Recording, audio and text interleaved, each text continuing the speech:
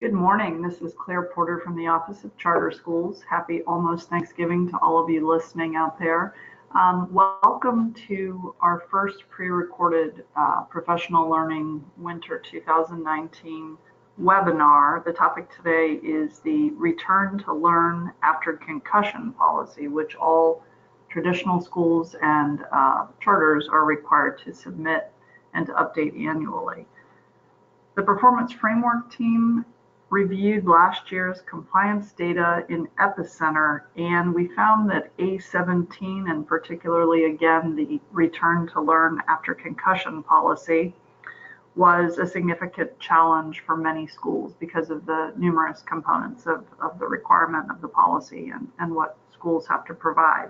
With that in mind, we created this bite-sized 15-minute pre-recorded webinar to support you by walking you through the requirements as well as providing resources and exemplars for your consideration as you write your own policies and procedures and think through how you will each comply with this requirement at your respective school.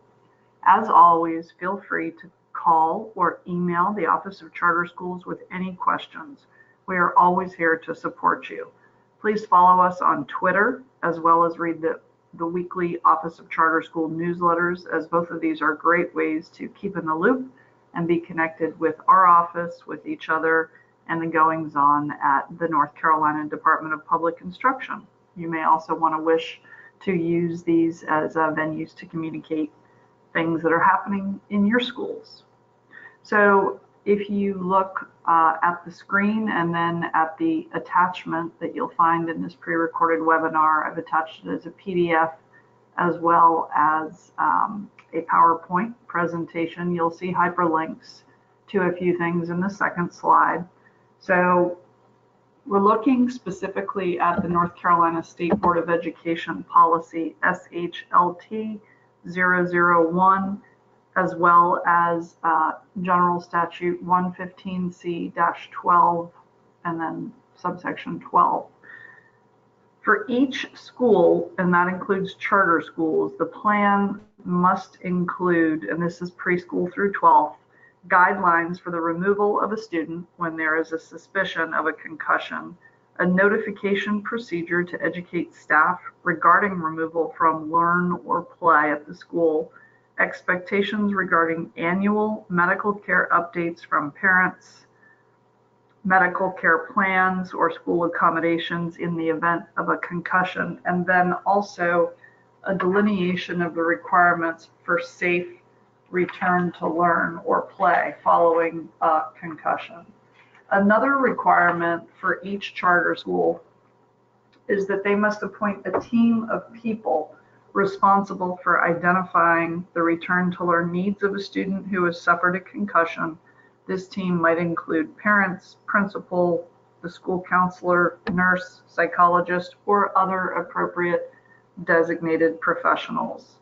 Each charter must also provide staff development and information on an annual basis to all teachers and staff in order to support and assist students who have suffered a concussion, and this must be done on an individual basis to support each student's learning and behavioral needs. You will want to document how and when you deliver this training annually. You will also want to document what type of information and resources you're providing on concussions and other brain injuries and your focus on return to learn issues. Charters must additionally include in their annual student health history an emergency medical information update, a question related to any head injury or concussion the student may have incurred during the past year. So there's a lot here. Let's break it down a little bit. So again, each LEA and charter must develop a plan for addressing the needs of students preschool through 12th suffering a concussion. Each charter must also appoint a team. Each charter must provide information and staff development on an annual basis to teachers and other school personnel in order to support and assist students who have sustained a concussion, and each charter must include in its annual student health history and emergency medical information update a specific question related to any head injury or concussion the student may have incurred during the past year. So we'll go through those. We'll go through those requirements in turn. So the first, guidelines for removal of a student from physical and mental activity when there is suspicion of a concussion. So what might that look like? Examples of implementation there. Any school employee who suspects the student may have suffered a concussion or otherwise seriously injured their head, neck, or back would immediately remove the student from the physical activity in order to reduce the risk of further injury. Sometimes the student, in some instances, the student should not be moved. If you click on the hyperlink there in the Return to Learn After Concussion Guidelines for Implementation, it will take you through a whole list of how one would implement this. Additionally, what signs and symptoms might be there to indicate a concussive situation, a concussion or a significant brain injury. So that is the first thing that needs to be developed. So what I've also included in this presentation is a sample plan, relevant websites and tools. I would direct you to Wake County, Guilford County, Cabarrus County, all have very good exemplar plans. The second portion of Return to Learn is the notification procedure. Again, we are under the first requirement for concussion monitoring, the plan that the school has. So notification procedure, and this kicks in if the student has a verified diagnosis of a concussion, all stakeholders must be notified. And the procedure for how this is done should be written. It should be accessible to all staff. It is recommended that the charter designated professional to be the concussion contact for the school. That person would also support and facilitate the Return to Learn procedures. So examples of an implementation of this would, well, if you click on the link there, it will walk you through it, but this would be whomever receives the initial notification of a student's diagnosed concussion should inform the designated concussion contact. For example, a parent might provide initial documentation to the school front desk or staff receptionist, who then should immediately alert the designated concussion contact at the school. Upon notification of a concussion, that contact, that designated concussion contact, would notify the parents, teachers, and school nurse. Others may also be notified, for example, psychologists, coaches, as needed. The written notification serves several purposes. One, an assignment of a case manager. Two, you're informing others of the concussion. Three, you're including symptoms for the parents and the teachers to watch for. Four, you're asking teachers to note needed supports, accommodations, and modifications. And of course, you'll be mindful of students who have IEPs or 504 plans, which takes a whole nother turn on this. You might also put in there listing recommendations from the physician, the student's physician, if that's available, and then giving direction to contact the concussion designated staff person with any questions or concerns. Plenty of websites on notification plans and procedures also in that link. The next big chunk, our third chunk here, is the expectations regarding the annual medical care update. So each charter must develop a plan for addressing the needs of students preschool through 12th suffering concussions. This also includes expectations regarding annual medical care updates. Specifically, you will want to have language that you put in your annual plan, your annual information update. You want to have a question related to any head injury or concussion a student may have incurred during the past year. You as a charter should determine how this information should be gathered and housed. If when you submit this to families, you get in return an indication of a previously unknown head injury, this would trigger the notification process of return to learn. That question might be as simple as, has your student experienced a head injury of any kind in the past year?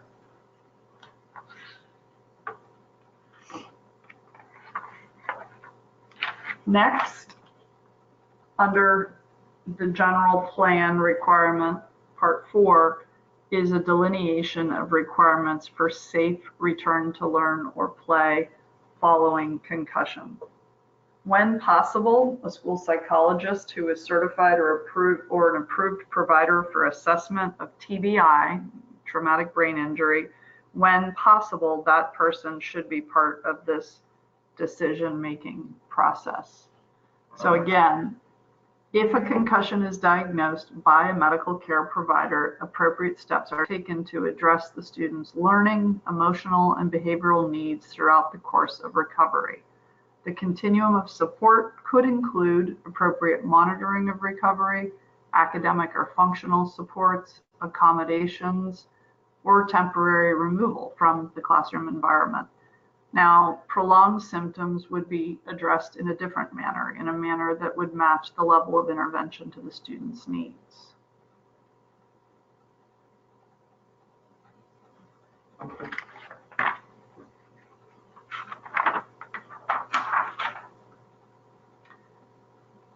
In accordance with each charter school plan and in accordance with state board policy and the law, each charter must appoint a team responsible for identifying the return to learn or play needs of the student. Some folks that you might want to consider having on this team would include the student, him or herself, the student's parents, the principal, the school nurse, school counselor, school psychologist, or other appropriate designated staff. The parent and guardian and designated concussion contact are present in the development of the care plan. If the student has an IEP, the special education case manager or your exceptional children's coordinator should be invited. The student may be invited at the team's discretion. If the student's teachers cannot be present when the plan is developed, input should be gathered prior to the development. Other individuals may be included or consulted in your discretion. Each charter must also, again, provide staff development on an annual basis to all teachers and school personnel in order to support students who have sustained a concussion. This training, which is conducted annually, should include information on TBI, or traumatic brain injury, and concussion, and the focus should specifically be on return to learn issues and concerns.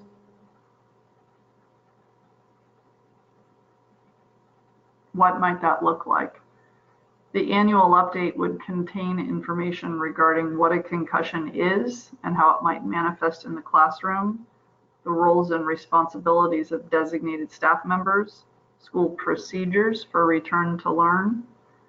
The annual update may be provided by student support service staff at the beginning of the school year, could be delivered as schools are doing annual diabetes or other required annual updates, could be delivered as an online tutorial to watch at one's convenience, could include information and required training components regarding the Gefeller-Waller Concussion Awareness Act at the middle and high school level. Documentation is imperative. It is up to the charter school how they want to maintain documentation that this was done annually.